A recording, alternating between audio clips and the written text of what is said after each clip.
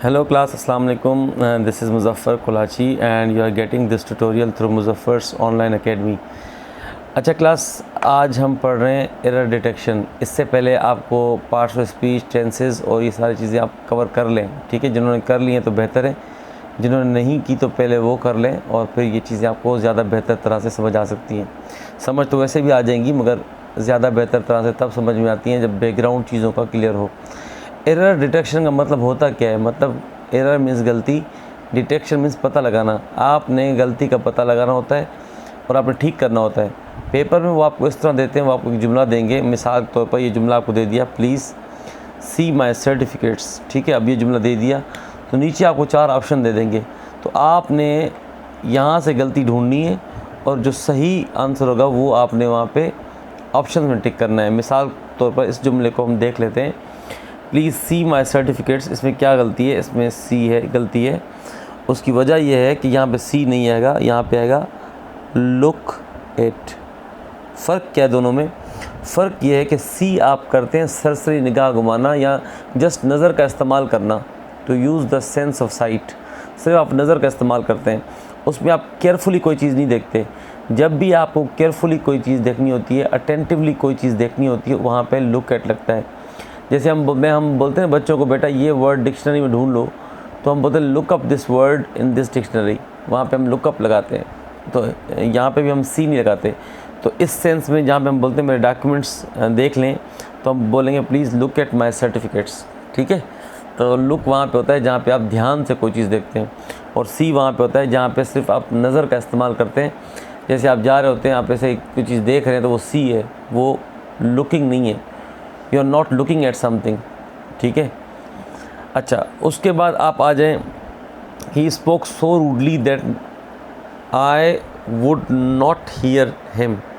अब इसमें भी आप अगर गलती ढूंढें तो आपको ये गलती मिल जाएगी, हीयर और सी, इनकी बात एक ही है। हियरिंग भी क्या होता है? आप बेध्यानी से कोई चीज़ सुनते हैं।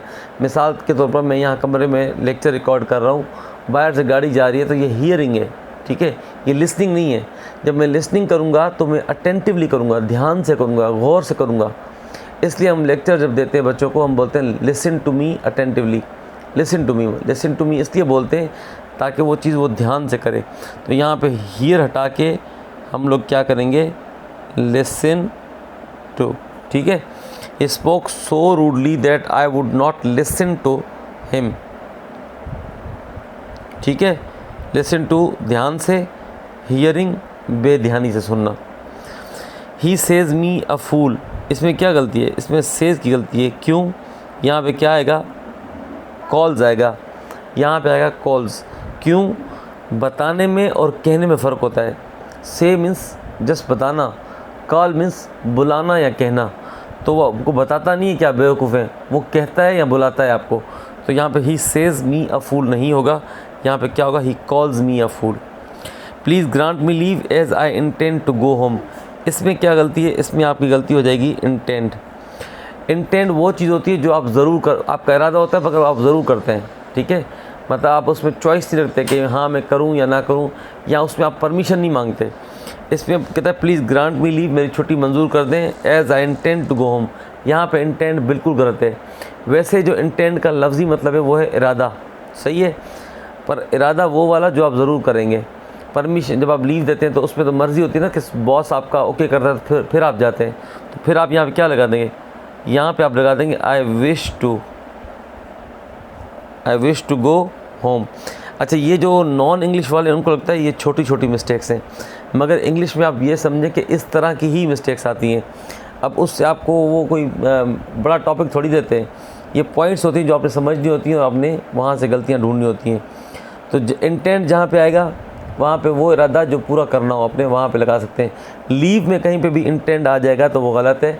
आप भी कहीं अपने बॉस को लीव लिखते हैं तो वहाँ पे इंटेंट ना लिखा करें, बल्कि आप क्या लिखेंगे? I wish to avail this leave, या I request your kind honour to please grant my leave. इस तरह करते हैं, इंटेंट वर्ड नहीं लिखते। अगर आप इंटेंट वर्ड लिखते हैं और आपका प्रिंसिपल या हेड या ब्रिगेडियर साहब कोई भी है जो हेड है आपका, तो अगर उसको इंग्लिश आती है तो वो उसको माइंड कर जाता है।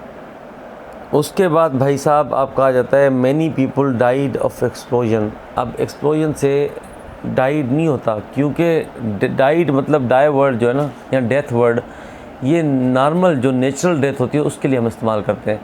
एक्सप्लोजन से डेथ हो गई, नेचुरल डेथ थोड़ी है, बीमार होकर थोड़ी मरा है वो, मतलब वो धमाके से मर गया है। धमाके से मर गया का इसका मतलब क्या होगा, मैनी पीपल वर किल्ड, ठीक है, many people were killed because of explosion, इस तरह कर देंगे, ठीक है। डाइड बहरहाल नहीं आएगा, डाइड इसलिए नहीं आएगा कि आप ये फ़र्क समझ लें, जो किल्ड होता है, मारना होता है, कत्ल होता है, वो अलग चीज़ है, और डेथ जो है, डाई जो है, या डाइड वर्ड कहाँ पे इस्तेमाल होता है, डाइड वर्ड हम वहाँ पे इस्तेमाल करते हैं जहाँ पे नेचुरल डेथ होती है, सही है, बंदा नेचुरल बीमार हुआ और फोत हो गया, एक प्रोसेस है, तो उस वहाँ पे हम डाइड वर्ड इस्तेमाल करेंगे। I have forgotten to fetch my book, अब ये यहाँ पे फेच गलत है, क्योंकि यहाँ पे ब्रिंग आएगा। वजह यह है कि भाई फेच जो वर्ड है वो हम वहाँ यूज़ करते हैं जहाँ पे कोई बंदा जाए और वापस भी आए। जैसे मैं आपको मिसाल देके समझाऊँ कि आपका छोटा भाई बैठा हुआ है, तो आप उसको बोलोगे यार please fetch a glass of water for me, तो वो जाएगा और पानी का गिलास भरेगा और फिर वापस आएगा। इस सेंस में फेच वर्ड इस्तेमाल होता है, वरना नॉर्मली हम लोग जो है, जो ये जुमला लिखा हुआ है इस सेंस में आप ब्रिंग वर्ड इस्तेमाल करेंगे, सही है। I have forgotten to bring my book. अब दूसरा उसके बाद आ जाता है लीव द हॉर्सेस लेन। अब लीव नहीं होगा, इसको होगा लेट गो, ये सेम आएगा, ठीक है।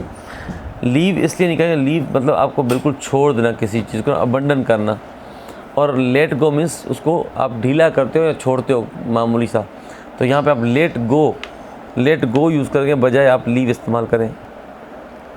नेक्स्ट जो जुमला है वो बड़ा कॉमन है और मुख्तलिफ टेस्टों में कई बार आ चुका है, he knows to swim.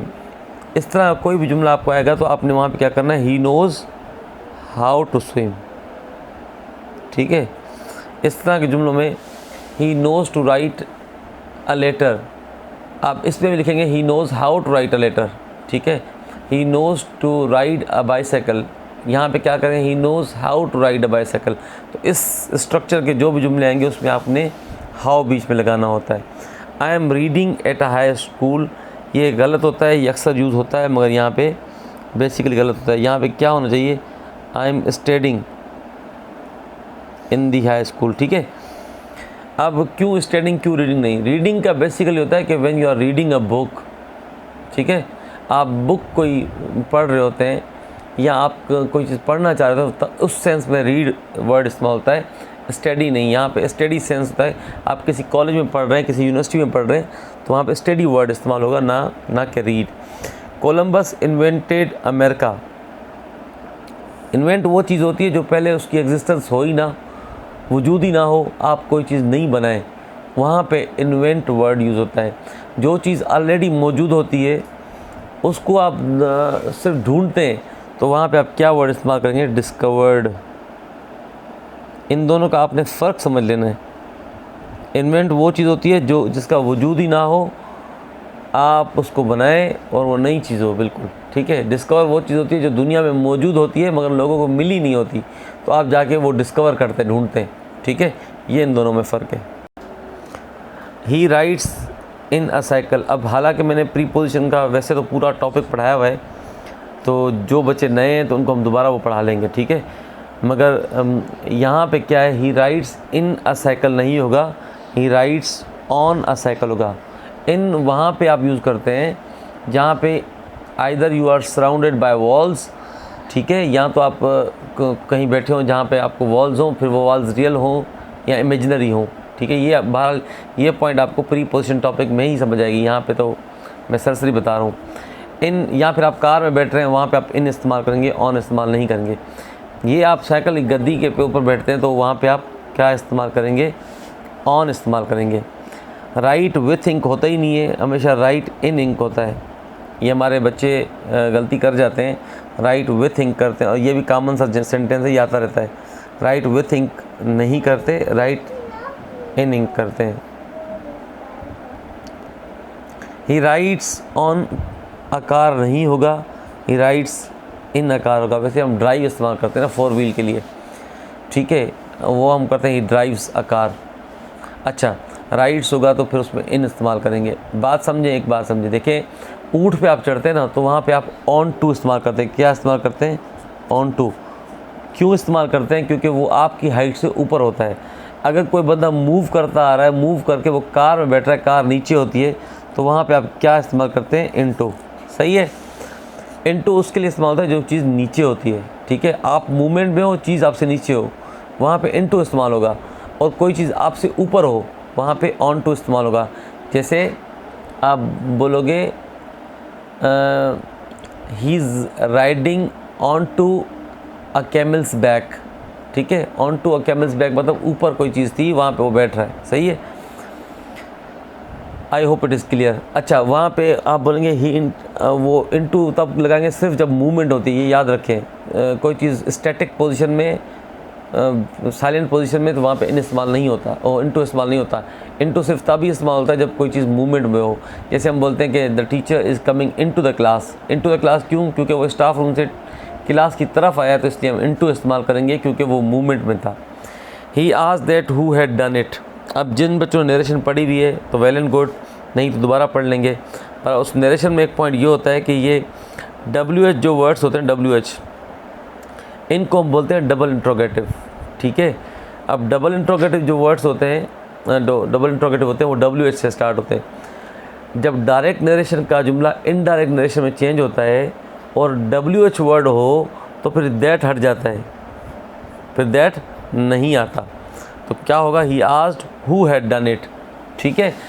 WH word that की जगह ही आता है। दैट और हु या दैट और व्हेन, दैट और वेयर, दैट और व्हाट, ये इकट्ठे नहीं आ सकते। सही है। इनडायरेक्ट नरेशन में, इनडायरेक्ट नरेशन में WH कोई भी वर्ड आएगा तो उससे पहले जो दैट आया होता है वो हट जाता है। ही अकम्पनीड विथ हिज फ्रेंड्स, इस सेंस में अकम्पनीड के साथ विथ जो है वो नहीं आता। हम क्या बोलते हैं? ही अकम्पनीड हिज फ्रेंड्स, ठीक है। अकम्पनी वर्ड में खुद विथ की मीनिंग शामिल है। Sir entered in class at 10 AM। अब इंटर्ड जो वर्ड है ना, इसके साथ इन वर्ड नहीं आता। Sir entered class at 10 AM, क्योंकि इंटर्ड वर्ड में ही खुद इन की मीनिंग शामिल है। तो जब भी इंटर वर्ड आप इस्तेमाल करेंगे, जैसे आप बोलेंगे my mother entered my room, entered in my room नहीं बोल सकते आप, इंटर्ड माय रूम होगा, क्योंकि इंटर्ड के बाद जो है वो प्रीपोजिशन नहीं आता। सही है। आई होप आपको लेक्चर कुछ समझ आ गया होगा और इंशाल्लाह ये एरर डिटेक्शन का एक टॉपिक है जिसको हम कंटिन्यू भी बाद में करेंगे। साथ में जो BPS 5 और BPS 15 का जो कोर्स चल रहा है उसमें जो मज़ीद टॉपिक दिए हैं, इसके अलावा एक तो एरर डिटेक्शन था, उसके अलावा जो है सिनोनिम थे, एंटोनिम थे, सेंटेंस स्ट्रक्चर था, वो हम वक्तन फ़वक्तन पढ़ेंगे। और इस टाइम पीरियड में हम इस आउटलाइन के मुताबिक चलेंगे जो आपकी BPS 5 to 15 की प्रिपरेशन भी बआसानी हो जाए।